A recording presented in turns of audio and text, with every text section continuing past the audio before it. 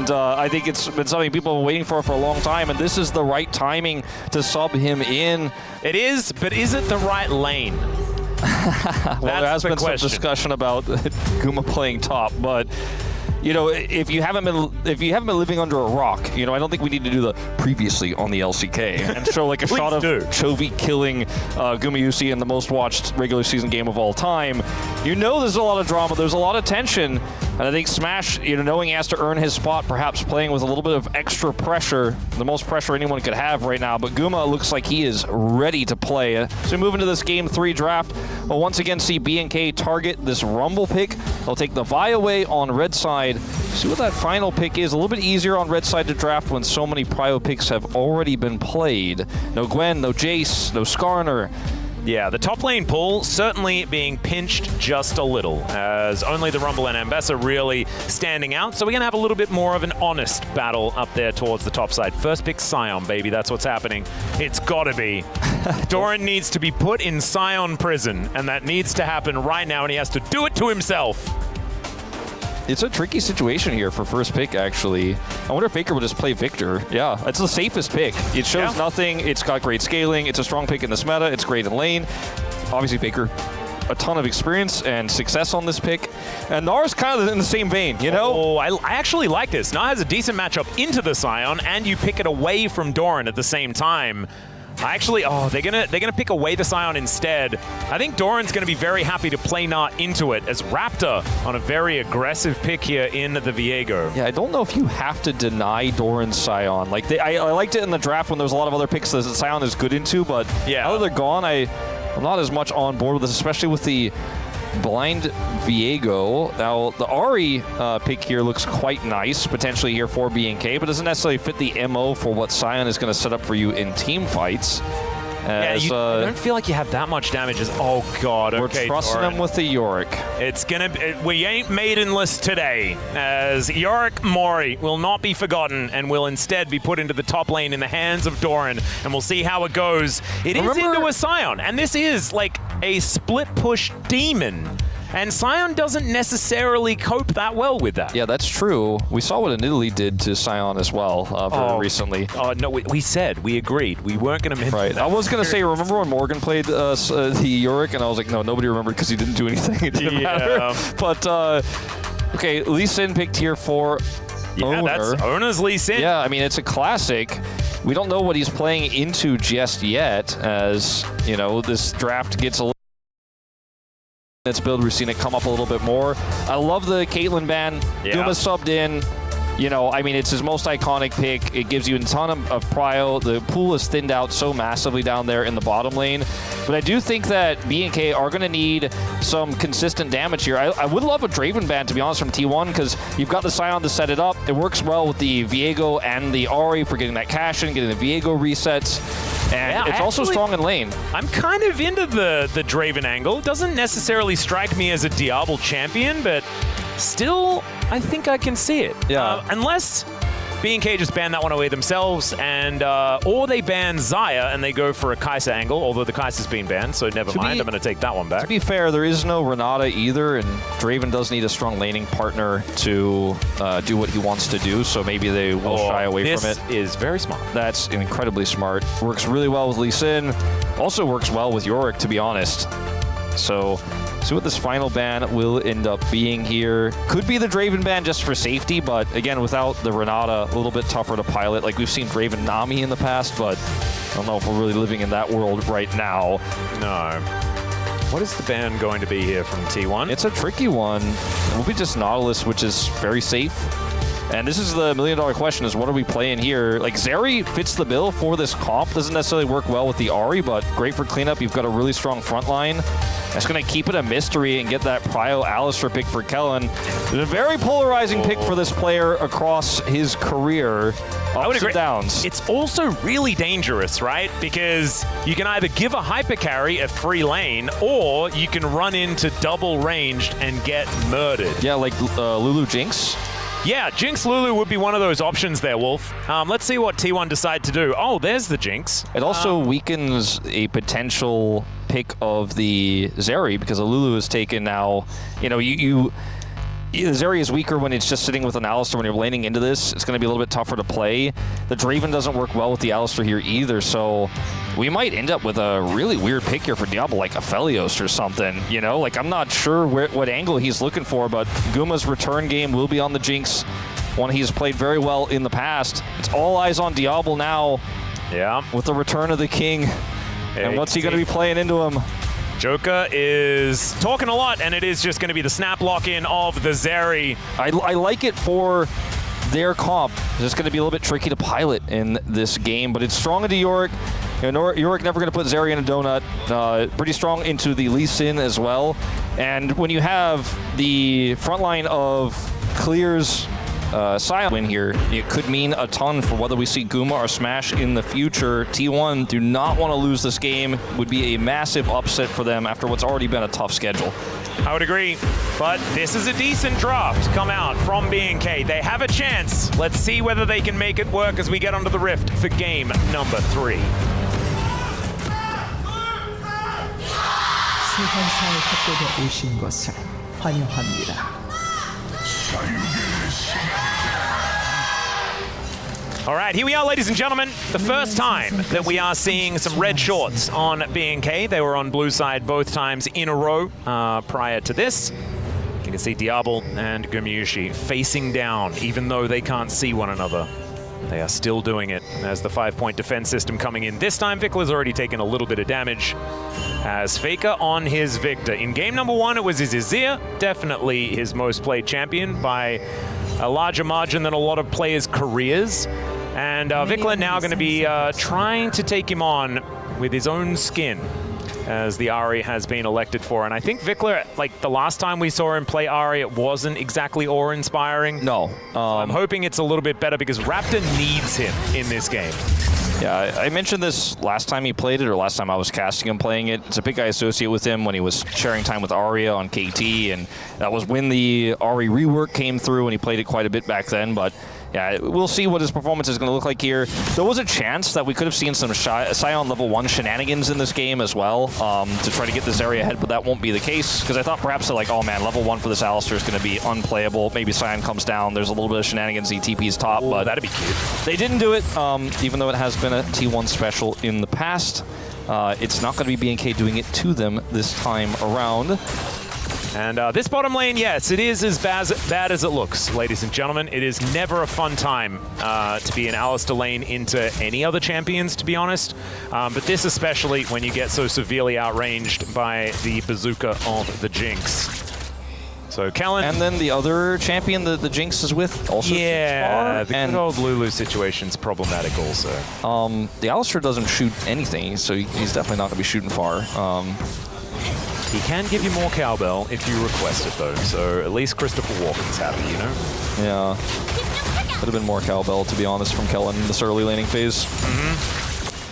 All right, well, they are not going to be able to get very much of this farm. You can see it's already 15-3. I'd say that that's 5 times more CS here for GUMAYUSI, who, as he comes on to the T1 roster here after a little bit of time off, he is gifted with a very good lane matchup. That is a great start to this one. See whether that continues. Really struggling here as well. In the meantime, Doran is also up in farm on the top side of the map. It's not expected that a Sion is going to be doing a whole bunch of work, as Vikla does get the cannon, but then he's going to have to go home, I think. Yeah, Faker is trying to calculate if he has kill pressure here, and I think the answer is, with one more auto, he did. Yeah, the zap not going to connect onto Diablo, but Diablo is not going to connect with the minion wave for quite some time. And so I could imagine that Raptor's presence is requested about everywhere on this map right now, and the Viego kind of just wants to be power farming at this point in time. He is going to be grabbing the top side scuttle, and Ona is looking for an angle here in mid lane. Remember, there is no teleport from Vikla, no Spirit Rush either, as Raptor in position. Charm has to be flashed. Big advantage, actually, from B&K on the back end of that play. That is massive. Whoa, massive. There's a flash pulverized. There's GUMAYUSI with a perfectly timed flash. Gets him out of the way. The zap positioning, not great, but Diablo flashing forward, or at least ghosting forward, looking for an opportunity here against T1. That flash from Guma may have just saved this whole That was as game. late as you could possibly flash that. It almost looked like Kellen messed it up. You know? Yeah. Well, he's Hex flashing now. Headbutt Pulp comes in. The Ignite is going to be cleansed, and first blood goes to Diablo. Make that another 2v2 kill here for Kellen and Diablo in the bottom lane. There are so many Zeri all-in angles you can have. And I think Guma thought, okay, I got out of the last one. I should be fine, but he forgot about the Hex Flash. And Kellen gets in just on the edge there, not able to headbutt him into a turret, but headbutt him or knock him up so that, you know, Diablo could do that damage. That's all he needed to do there. Really nice setup from Kellen. I have to say, Kellen is like a man reborn. Yeah, he just really has been, especially in lane, out of control. Yeah. And the positioning here from Guma is somewhat greedy as he's trying to harass you know, his opposition out of lane. Diablo, though, polymorph is not enough to stop that damage from coming through. And what was a great lane and a great lane matchup here for Guma feels a lot less great now. These little ghoulies being quite annoying here. As remember, we were petitioning Riot to turn Dark Procession into Ghoulie Wall. This isn't the really cool skin for the Yorick, but I just really want it to be Ghoulie Wall, man. It is a Ghoulie Wall. I was honestly a little bit sad yesterday when there was no mention of the donut. It's clearly just a donut. It's a Ghoulie donut. It's not my favorite flavor, but... Yeah. Oh. A little bit of Bazinga onto GUMAYUSI there, who comes back licking his wounds here with a cull in his back pocket. BF sword there. I've seen this play before, ladies and gentlemen, and GUMAYUSI, nothing he can do about it. No cleanse, no flash, no chance, as Raptor turns into a Jinx and says, Carrier, there's nothing you can do. Oh man, Guma's first game back since the Gen G series. He is hard focused by Kellen, but this time he's got Raptor with him too. And I might have to stay off the internet for a while after this laning phases. Yeah, Clear's having a bit of a rough time in the early laning phase, but that's to be expected. Down here, the 0-2 Cull Jinx into the BF Sword Diablo is not really what I had in mind, not really what I expected. Is Hex Flash comes out, headbutts in, gets the knock up, and a really nice fall comes through from Raptor. And it's exactly the same play. He just made the same play again, and it worked beautifully, as it generally would if you now don't have as many resources to put into it on the side of T1. I don't necessarily know what GUMAYUSI was supposed to do, but maybe just not being there was the way out of it. Having more knowledge about where Raptor was or where he could be, I think would have really been all you could have done, and try to be a little bit more safe there. As with no sums, I mean, what are you going to do? You've got no options there. And you can see why he held his flash the first time for so long. So once it's gone, Kellen is just on repeat with the attempted plays. Clear. Now there's that Ghoulie Wall coming on in. A massive knock-up onto all of the Yorick things is pretty impressive. It's just not a really fun time. Thankfully, Clear has recently had a fair bit of experience into the Yorick, as it's kind of flavor of the month in solo queue for a lot of our pro players. Guma gets to go topside here. They have Prio. If they could somehow interrupt Clear's back, it would be massive, but they won't be able to do so. Clear does not have teleport.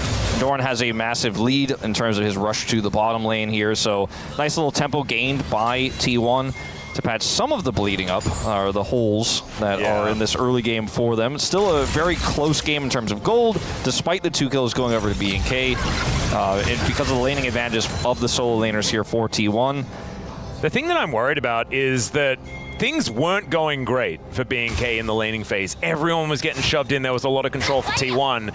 But the fact that Diablo and Kellen were able to outplay their way back into the game means not only great things for how that laning phase went, but also for just the vibes on the team, right? Like, this is a Zeri. You can just solo carry with this champion, and if Vikler and Raptor can just get behind that, could be just game over. They're just going to look for an 80 carry dive here. Like, Guma swap back. They're going to try to kill this Scion as Clear desperately tries to clear the wave. Now, Diablo's getting plate gold on the other side, by the way, so they need to make this work or it's going to come at a hefty cost.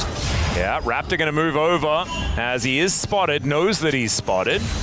As the rest of T1 just waiting for this Viego to move in. Another wave means I think they can go ahead and commit to this dive.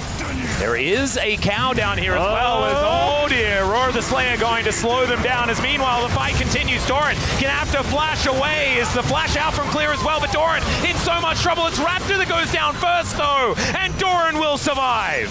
Okay, see if they can try to get more here. The wave was thinned out and completely cleared. Diablo ended up getting 3 plates, I believe, solo here on the top side as Kellen identified this early, roamed back over, or just backed and came down the bottom lane to try to bail clear out. Didn't go as well as I think T1 were hoping for. They still end up getting a kill for this Jinx, but again, so much money went over to Diablo in the interim. He already has his Yuntals online here at 9.5 minutes as he returns to lane. So go back to this play. Kellen coming down here means that they can actually commit to try to be aggressive themselves. Unfortunately, Clear's not able to connect this. A nice flash from Keria does get him away. Doran goes incredibly low. The third flash from T1 was Ona getting the kick flash onto the Viego, which was able to take them down, yeah. Otherwise, you know, that's a dead Yorick, and Doran goes down, and it's a trade.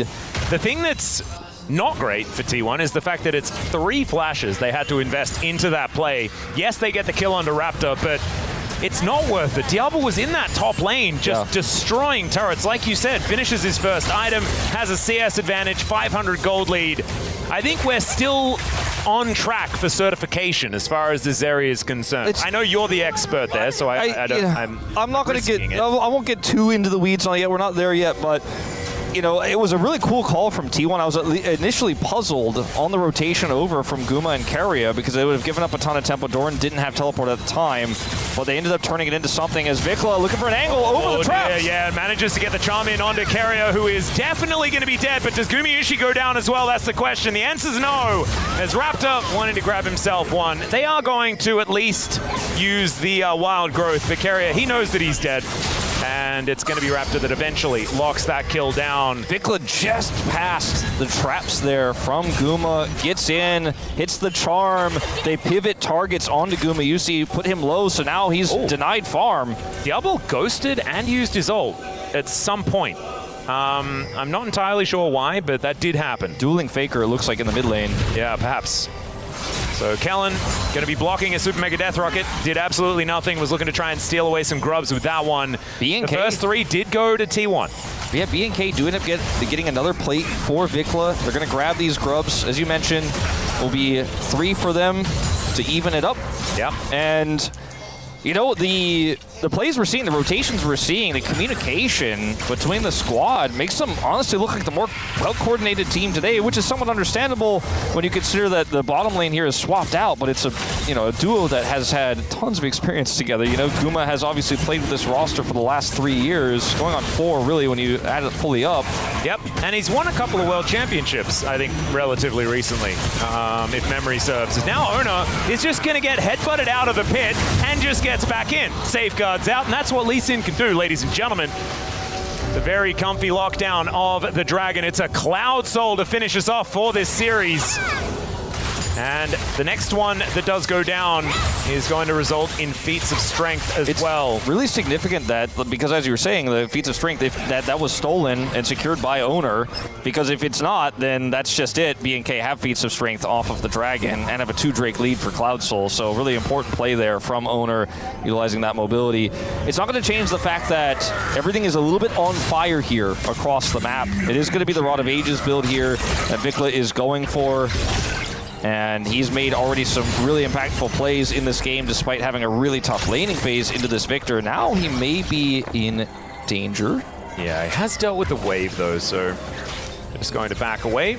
Owner is going to vacate the area as well and slink back into the Fog of War. He's got his top side to take down. Super Mega Death Rocket is not going to secure the red buff, but man, that was close. Guma is known for stealing objectives with Jinx rockets, with Varus Qs, and any manner of long-range abilities that he is wielding. But not this time around. Was a good block from Kellen you called out earlier too on the grub attempted steal. And BNK just hovering around this top side, threatening a potential dive onto Faker. I think Faker knows he's totally fine. He's cleared the wave here. Now they're setting their eyes on mid, and it's just so uncomfortable for T1 right now. The threats are so high with this composition, and they're constantly making sure that even Keria rotating over to clear vision is not safe. It is a dangerous move. It is risky. And it's just so uncomfortable to play out. Clear has actually taken a pretty big gold lead here as well with the alone time he's had. Yeah, Sunfire Cape now completed. Most of the plates being extricated from the top side of the map here by Vikla, who's now looking for a reset angle And I think it's now time to talk about what these compositions are going to look like in fights later on in the game, because I don't think that T1 really want to find them. Yeah, because Yorick wants to spend his entire time in a side lane, and it makes this Jinx pick kind of awkward. As, speaking of side lanes, Doran is going to be in one, and it does put down the Ghoulie wall. There's the knock-up. Flash actually has to be invested here as Raptor still looking for it. He flashes forward, doesn't get the stun, but he gets into melee range, and the Maiden not going to be enough to save him.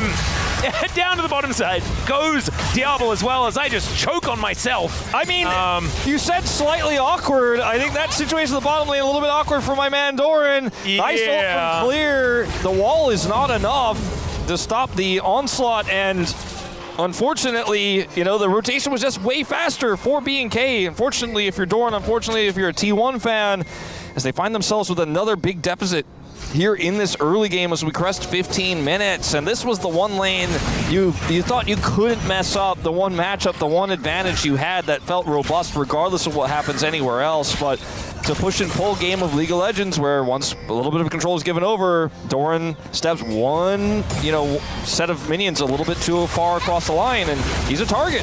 Oh, this was cute actually from Owner. It looked like he was kind of baiting in there as GUMAYUSI Carrier were waiting for Diablo, but not going to go and do too much. As T1 continuing to siege here in this mid lane. Yorick now positioned back down towards that bottom side, but it's an even bigger lead for Clear, who does have the steel caps as well. Experience lead for Diablo over Guma as well, with the amount of solo time he spent in that top lane. He's about to be 2 levels up on this Jinx right now. Oh, that's going to be level 2 ulti as well, as Safeguard just try and bait some buttons here from Owner. He's like 1 minion away from that level 11. He wants it so bad. Oh yeah. He's like, does that word give XP? Well, it does, if he can see it. Unfortunately, he cannot. And we'll get it off of this one. Yep. But the fight opportunity is now no longer there. But still, that was, I mean, imagine he hits that level 11, there's an engage. That could have been a certifiable moment right there. I mean, it still could. There's a Rift Herald up and available in 45 seconds time. The Cloud Drake is going to be spawning. It's an honest game as far as Dragons are concerned, as far as the first two. And we'll see who's going to be able to get an advantage as far as that is concerned. Callan and Diablo now back in this mid lane, as is GUMAYUSI Carrier, and things calm down. Yeah. 2,000 gold the lead for B&K. Nothing to write home about. Completely even on grubs. So you were talking about before Doran ended up getting caught, like what these team fights look like. I think for T1, like you said, they don't want to have one right now. But later on, they have a lot of angles as Doran is once again under fire. Into the baby cage! Still gonna get knocked up by the Scion. Raptor is tanking this turret for way too long, but still able to go untargetable. Takes down the Yorick, and now Faker's teleported in. 0 mana, but the gravity field is too good, and the Chaos Storm is better.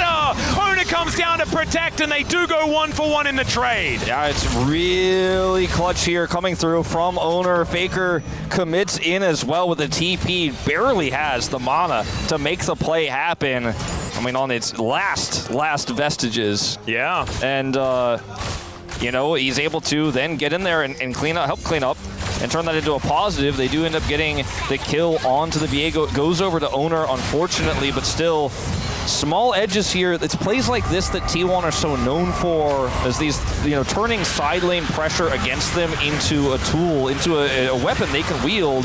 Raptor transforming here. Clear has the aggro. Faker comes in, has the ult coming through, like barely has the mana for it. I mean, barely. And Owner comes in here and secures the kill. Vikla comes over to make sure Clear can get out. They wanted more out of the play, but it was a good rotation from Vikla. But it alone is not enough. No, it's not really going to change the landscape too much. This might help. We need time. I mean, T1 needs time before we're going to see this Jinx be a real threat in team fights. Faker needs time to hit that second item. He's going to do a ton more damage. Speaking of Faker. Oh, nice sidestep there, as he does get the death ray in. Still, B&K looking for first turret in order to get themselves some feats of strength. They need one objective or that, as we've got Rift Herald up, we've got Dragon up, and it's a race to see which team can lock that one down. T1 still with a chance to get themselves feats of strength as well. It's 2 items, Runins, Hurricane, online for Diablo. That is such a big spike. Gives him so much, you know, power, so much damage in these fights. Gravity field goes down. Faker creating some space here as the train leaves the station. Takes a fair bit of damage, and the Chaos Storm is going to interrupt the queue. Still Clear is doing a bunch of work, gets a nice knock-up, but he's bathing in chaos. And I don't know whether that's necessarily good for you. Raptor going to be starting this one off now, and we'll see whether T1 can stop Shelly from being claimed. Scary fight here at this moment to fight into Diablo in this choke point on the Zeri. I think T1 definitely should just back away. Doran's going to get a turret on the other side of the map, and you can see Guma channeling that back, looking for his second item here. I think this was absolutely the right call. Doesn't quite have... There we go. Okay. Thanks, Raptor. Doesn't quite have the IE, but does pick up the BF sword. This Jinx is going to be terrifying if T1 can stem the bleeding and survive long enough to get to that point where just a single pick makes Guma the hyper carry here. They don't have a super robust front line, but they have obviously the wild growth. They have the redemption, and he can take over this game as he has many times on the Jinx in the past. But if he gets charmed, if he gets caught, if he gets hit by the Alistar, if he's caught by a flank from Clear, if he gets picked first, the team just falls apart. Oh, Kellen has the headbutt back, and that's the charm delivery. The chain CC, gorgeous, as Raptor comes in. That's mid-turret. Yeah, and also they've got a Rift Herald, so Diablo will be able to finish this off. They get another charm on the inner turret, and B&K all of a sudden jumping out to a gigantic lead because Otacon's on the bottom side of the map. They've got a Drake down, Drake down there as well. And Clear has teleport, so he can just join. Doran cannot. I think if they're able to identify that, they certainly start this up. There's the TP. I'm gonna say, Doran, you can have that turret. T1 already pushing for the mid turret. Yeah. But I mean, I think the Otacon is gonna, in this case, be a more high value. Diablo's here. Yeah, he's going to split them up as well as the ulti comes through. Diablo almost just dead by Faker. Headbutt Pulverize comes in. The knockup's down as well, but the wild growth is so good. Faker in melee range is not exactly where he wants to be. And he's still doing this. Is going to take him down. He's still on this Otacon. I don't think he can do it alone, but man, he is holding it. He was hoping they were going to win that fight a little bit faster. Still going to hold the aggro here. Yeah, Vikla turns up. And yeah. You saw Vikla was so animated in the player camps there as well because they know they're losing things on the other side of the map. That is outer turret and inner turret on the top side. But Otacon is claimed. They're able to take down Faker as well. B&K do get a few things back. Let's check out this play one more time. Yeah, this is all about the catch on the owner. As Kellen has so many friends nearby, you've got to respect that. You know, in this moment here, I think it's owner just trying to push a cow out of his jungle that gets a little bit ahead of himself when there's so much follow-up. Diablo takes a ton of damage here. It looked initially like this was going to be a bad play here for B&K, but they just have so much follow-up CC, and as low as Diablo is, the damage he has means that T1 have to run away, and they end up losing Faker there, losing the Otacon. Dragon is still up as Guma in danger. Yeah, Kellen knows that he's not on vision, has Hex Flash up and available. Still, Diablo able to push forward, and GUMAYUSI not going to show himself, so no opportunity for the cow. Still, this inner turret in the mid lane going to be not long for the world, although these are two melee champions up against Faker, who does have a lot of range damage that they don't necessarily want to deal with, or do they? I think they're going to be able to take it. I think looking back at it, it was absolutely the right call for T1 to try to push that mid turret. And say, look, they're going to hold the Otacon, we'll get away with this. They push the top turret, right? But the fact that B&K was able to, with Raptor alone, hold the Otacon, keep it leashed as, nice try, but keep it leashed and still deal with the push in mid is just incredible. Like, the decision-making that has to go into that is a lot, and it's not something I thought going into today that B&K was capable of as Faker. Yeah, there's a Hex Flash. The immediate answer from Carrier is good, but that's an ulti in trade for a Hex Flash. Or at least there is an ult coming out from Kellen as well. He's now looking to try and make something of it. As Diablo doing some work, Headbutt Pulverize, gets the cow in there. Another knockup as Doran is going to get thrown back. And there's the first kill for the reset composition. B&K not going to be able to find too much more, but taking down Doran after getting the flash is huge. And even Vikla able to push Ona out of here. This B&K is just firing on every cylinder. And I think there's certainly a vibe around the team that I think after game one, everyone trusts each other. Everyone knows that this is a big upset win that they absolutely can pull off. And they're making these high-risk but extremely successful plays over and over and over again. And when you have Otacon buff as well, on top of this, you can just force. You're at very little risk here to actually try to make something like this happen. And even with the donut, Doran is just not going to be able to get out. He's not very mobile. And Guma is still just so far behind in this game. It's so hard for him to layer damage, and it's so hard for him to be relevant without a first pick. And BNK, once again, just like Game 2 and for a majority of Game 1, once they have a lead, they are so oppressive with it. And this composition is one of the more oppressive ones you could have. They have feats of strength. Vikla's got his tier 3 boots online as well in this game. And this is the experience that I talked about earlier. It's even worse than it was then. Now 3 levels up on Guma. Yeah. For a brief period of time here. This is absolutely insane. Diablo 103, it's not necessarily an insanity performance, but that's 3 items. We know this is a breaking point for Zeri. And I don't know how T1 are supposed to do this without some crazy theatrics from both the Jinx and the Victor, or some severe stalling out of the game. Yeah. I mean, if they do that, it might help, but my problem is I look at the comps, right? And in a 5v5, the Sion is going to do so much more than this Yorick. I mean, also Cloud Soul is just so incredibly good for BNK's composition. And true. if they end up getting both of those, sure, it'll be 10 more minutes of game time at least for both dragons being taken, but I think T1 need to get at least one of those. If Cloud Soul goes over, like, name a champion here that isn't going to love it. It's rough for T1. And T1, again, they have the tools. It's just the lack of control. I mean, Doran can push up like this because they know where everybody is, but when they're not sure, there's just no way you can actually threaten. And as soon as everyone starts missing and moving towards back towards the Baron, you know, T1 have to rotate over. They have no vision. They have no eyes here whatsoever. That trinket is deleted, and now they're fighting completely blind. Yep, Quadra teleports on the map, but there's no anything to teleport to. As Kellen's going to come on over, he finds Ona, the headbutt brings him out, but it's GUMAYUSI that's the target, and they come in from every angle. Faker teleports into his death, and now T1 are scattering. They have nowhere to go. The charm lands from Vikla. Ona's trying to safeguard his way out, but it's more like Dangerous Guard in this game as BNK leave only the blind man alive and look to beat T1 in their second match of week 3. Like the blind man, they had no vision. They couldn't see anything, and it's the Zeri Ahri engage onto the Jinx that they just didn't see coming. Guma felt like he was far enough away they could be doing Baron. They could be anywhere. You just don't know, but you've got to come over and contest for Prio.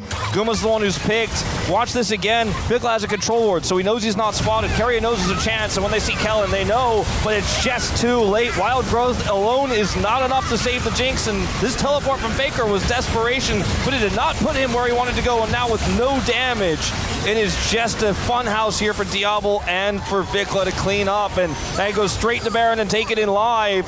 This game is all but over. We're looking at an 8,000 gold lead here, and I just don't see any way T1 get back in it. Yeah, this is 12-2. This kill score is absolutely absurd. I mean, we saw a couple of days ago the Gen G basic perfect game, so as far as shellackings are concerned, it's nowhere near our biggest of the week. But it's getting there. It's an 8,000 gold lead here for BNK. It definitely feels like top 2 right now, I would say. And look, that will require BNK closing this game out. They were formerly the worst team at closing out games that we have seen, but that is not the BNK that we've seen this year.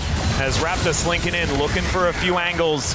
Doesn't get it. Faker testing the waters. He has no defensive items. I mean, he's got Merc Treads, I'll give you that, but he's got to play so carefully here, trying to clear this wave, unsuccessful at defending the inhibitor. And it all has to be 4v5, because the only thing Doran can do is split push. Yeah, he can't fight.